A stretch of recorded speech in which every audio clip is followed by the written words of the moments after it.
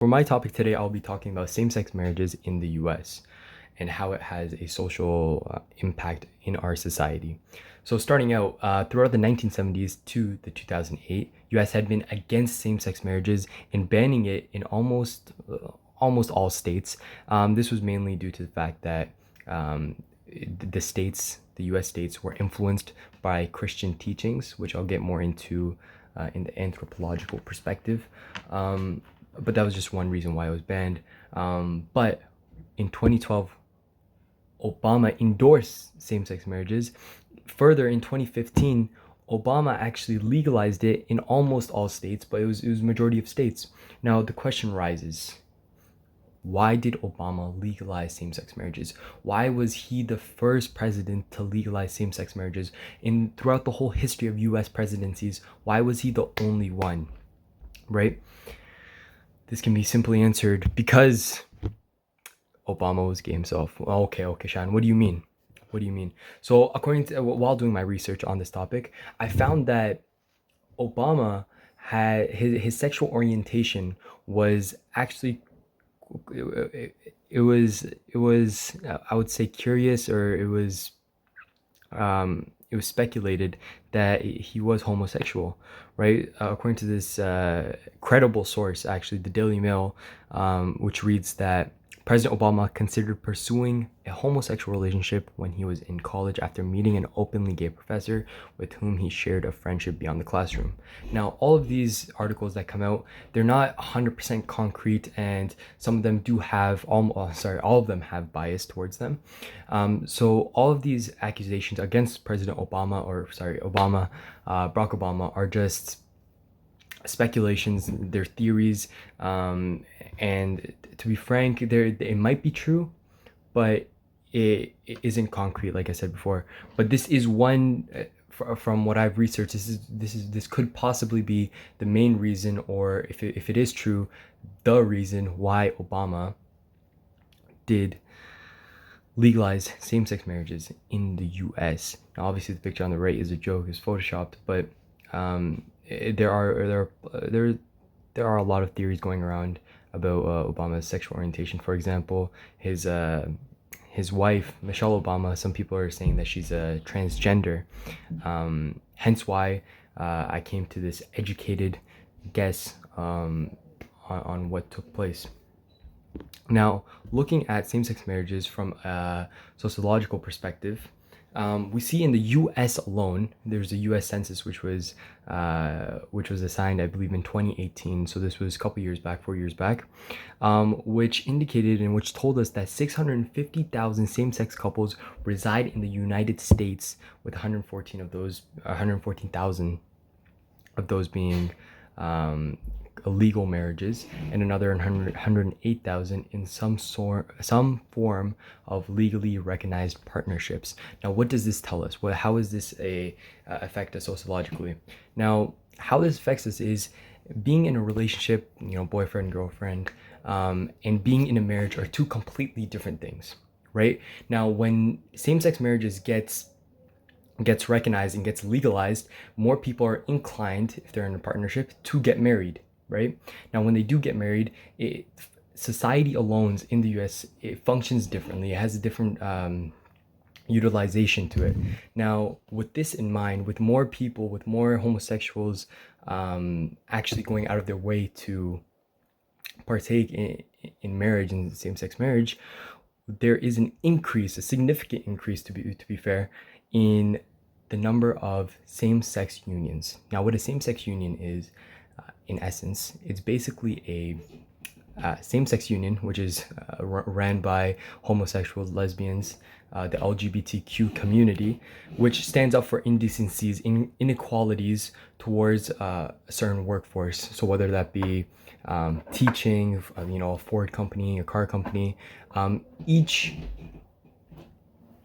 depending on the occupation, each company does tend to have one, right? In the US, in Canada, it's very uncommon, just solely based off the number of people we have here compared to the US.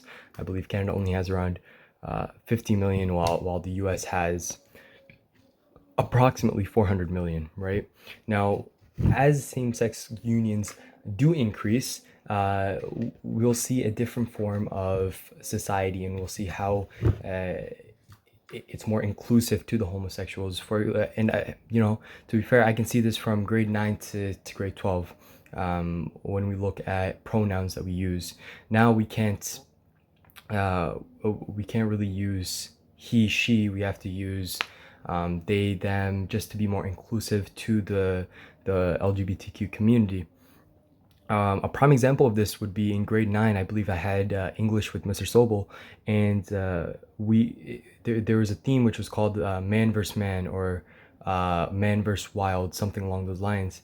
But now in grade 12, taking English with Mr. Kennedy, I see that we're not allowed to use that term anymore because it's derogatory.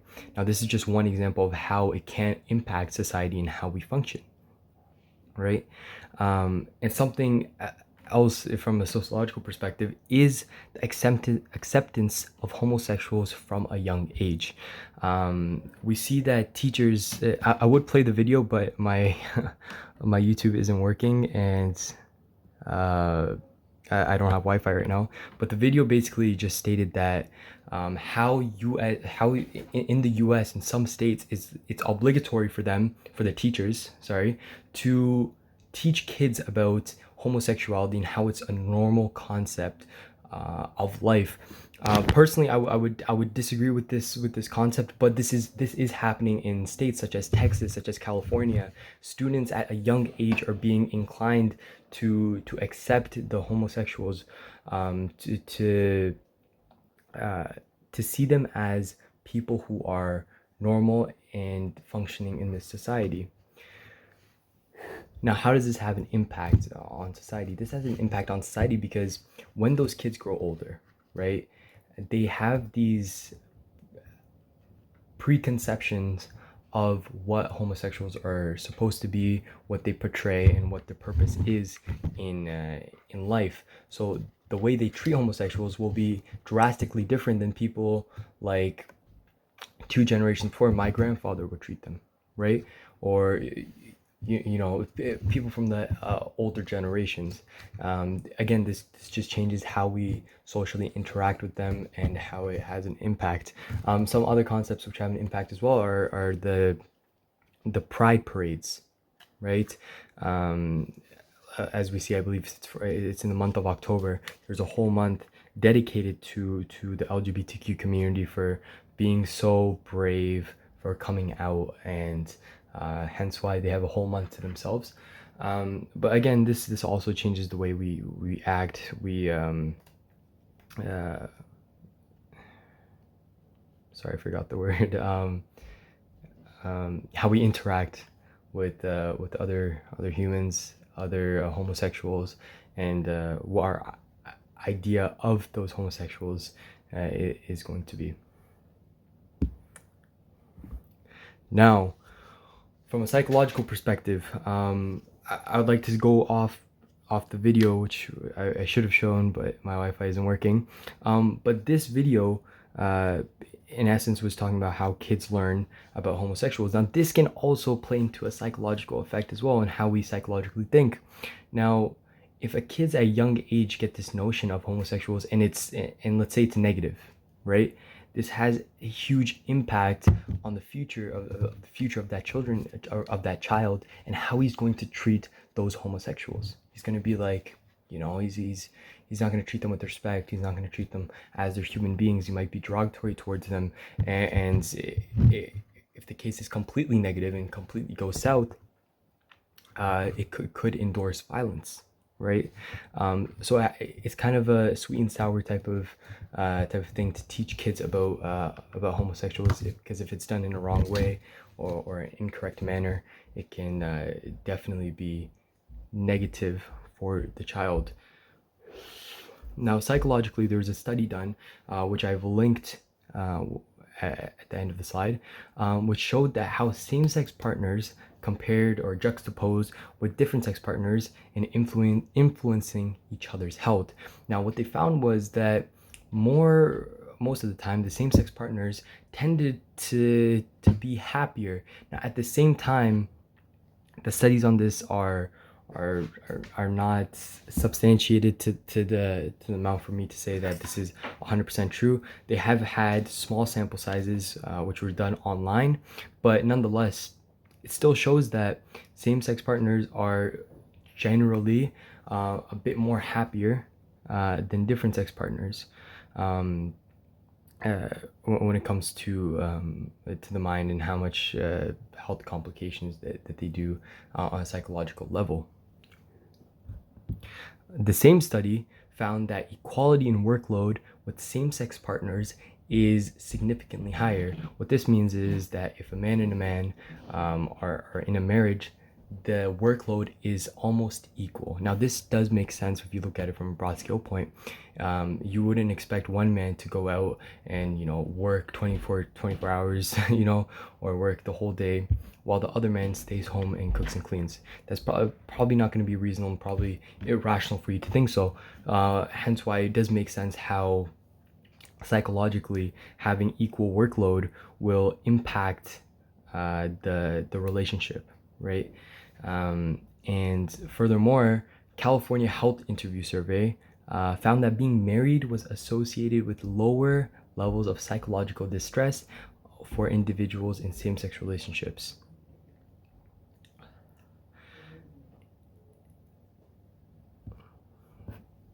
In essence, sorry, my thing. Okay, yeah, but in essence, it's just talking about how same-sex marriages have a psychological and a mental edge over heterosexual relationships based off of this one study, which doesn't have the sample size compared to a heterosexual relationship, but if I were to extrapolate, I would come to the conclusion that having these types of relationships, whether it be homosexual or heterosexual, they would have the same level of psychological distress in the long run. But just based off the studies that we have today, and which aren't as substantiated, it does show that that being married in a homosexual relationship was correlated with having lower levels of psychological distress for individuals in same-sex relationships. And lastly, relationship satisfaction and conflict are roughly the same according to this study. This is something that they did find, that the amount of arguments, the amount of fights, the amount of conflict within these two relationships were roughly the same, and didn't have much difference when it came to a psychological perspective. And just to run down again, the kids psychological perspective of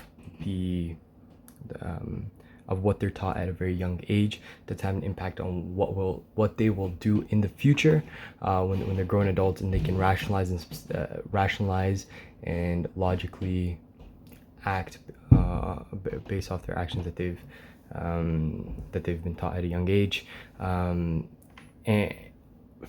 overall how same-sex marriages, it does affect your brain, and how in some cases homosexuals are found with lower levels of psychological distress. Now, lastly, I will be talking about anthropology. How is it social change from an anthropological perspective?